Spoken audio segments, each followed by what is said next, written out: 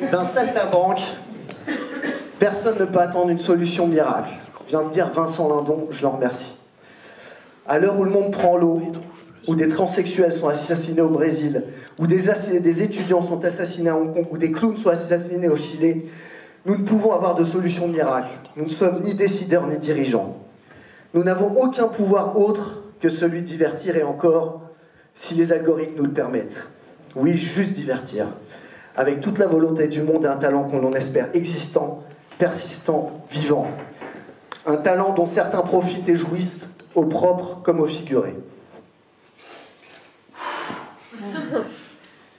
Je suis homme, blanc, hétérosexuel, cisgenre, donc je bénéficie du statut de plus privilégié du monde. De ceux qui ne risquent pas grand-chose à dire.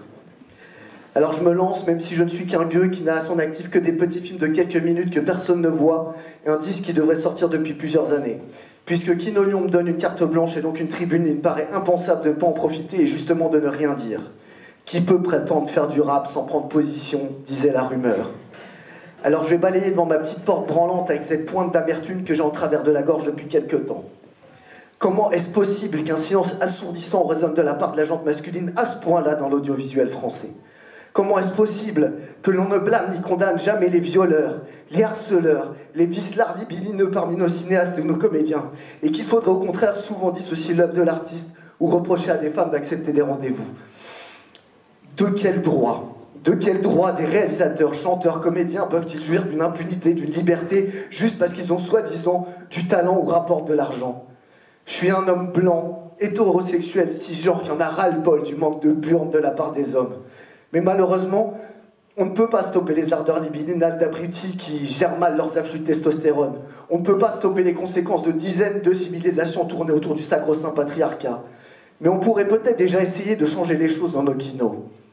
Alors maintenant, je vais me taire et j'invite sur scène Salah Lintonen, comédienne, créatrice et modératrice du groupe sur Facebook Les Femmes dans le cinéma et l'audiovisuel.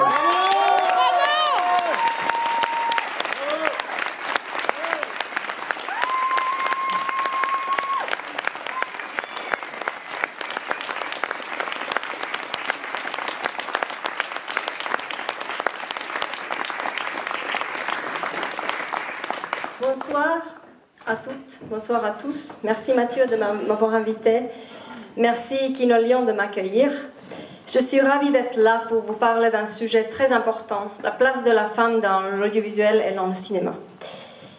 Alors, il s'agit d'un sujet qui touche également toutes les minorités et les voix oubliées dans notre société.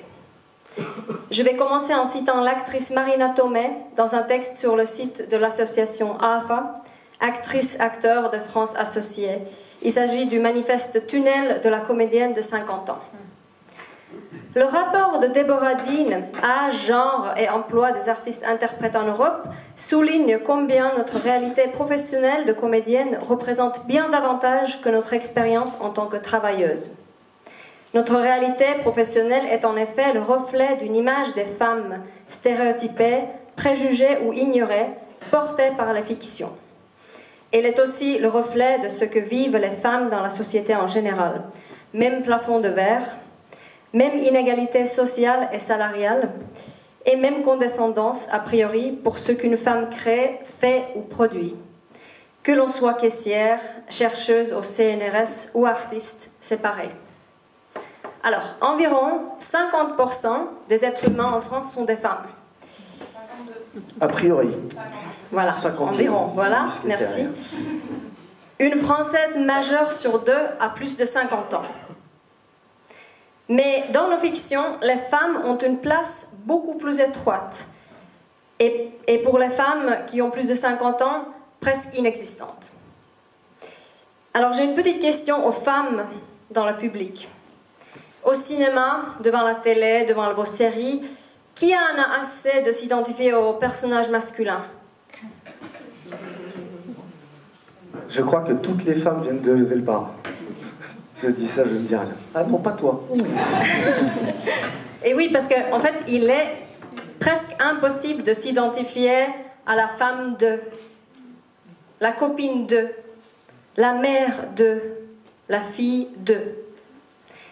J'ai souvent entendu, oui, mais tu sais, c'est un film de genre, ou c'est un film, un western, ou un film d'époque, un film de guerre, un film de mafia. Mais en fait, dans toutes les époques, il y a eu des femmes. Dans tous les pays, il y a des femmes. Dans tous les milieux sociaux, il y a des femmes. Pourquoi continuer à mettre notre regard seulement sur les hommes de ces époques, ces lieux, ces milieux? Et pourquoi continuer dans nos films à mettre les femmes seulement à leur place sociale, c'est-à-dire une place si étroite, alors qu'elles ont toujours eu tellement plus à vivre, à exprimer, à dire et à nous apprendre? Et en plus, vu qu'il s'agit de la fiction, pourquoi pas imaginer une autre réalité et créer du changement avec notre art?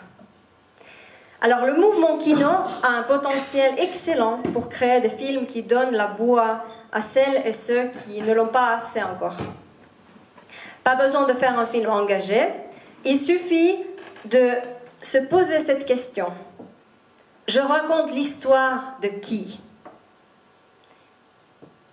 Il n'est pas difficile d'élargir son imaginaire.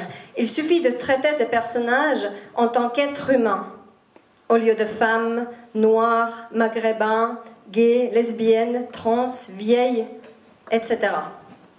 De poser notre regard sur l'âme, l'esprit et le cerveau du personnage, au lieu de son sex appeal, sa couleur de peau, sa beauté, ou voilà, son genre, âge, sexualité, etc. Et ensuite, faire des choix de casting qui peuvent nous surprendre. Être représenté dans la fiction n'est pas une mince affaire. Les personnages des films ont le droit, ont le pouvoir de nous inspirer, nous encourager et même nous montrer une autre réalité possible. En tant que créatrice et créateur, nous avons la possibilité et même, dirais-je, la responsabilité de questionner les limites de notre imagination personnelle et de se demander quel impact notre film a sur son public. Le CNC a remarqué que les femmes représentent encore 50% des étudiants dans les écoles du cinéma. Mais après l'école, elles disparaissent. Chers collègues, professionnels, amatrices ou professionnels à devenir, le mouvement Kino vous offre un endroit parfait pour vous exprimer, faire votre réseau, évoluer, avancer. L'actrice et productrice Frances McDormand a dit cet automne dans sa masterclass à Lyon qu'elle avait remarqué qu'une femme cinéaste avait le droit de se tromper qu'une fois, alors qu'un homme 3 fois. Donc, chères femmes, venez au Kino et trompez-vous 4 fois. Venez réaliser, écrivez un scénario, mais faites des films. Nous avons besoin de vous et de votre parole. N'oubliez pas que pendant que nous hésitons, il y a quelque part un homme incompétent qui devient le président des États-Unis. Et la liste est longue derrière quand même. Je suis fière de constater qu'en Finlande, dans mon pays natal, la première ministre est actuellement une femme de 34 ans. En France, dans le milieu du cinéma et de l'audiovisuel comme ailleurs, il est temps de donner du pouvoir aux femmes. Il est temps qu'on nous écoute sans nous interrompre. Il est temps qu'on nous respecte autant qu'un homme et qu'on nous donne la parole. J'invite les hommes à reconnaître avec humilité que vous ne connaissez pas toutes les inégalités que nous vivons dans notre quotidien, mais que vous pouvez nous écouter davantage. J'invite les femmes de reconnaître avec humilité que nous faisons partie du problème et que nous devons aussi écouter et respecter davantage les femmes.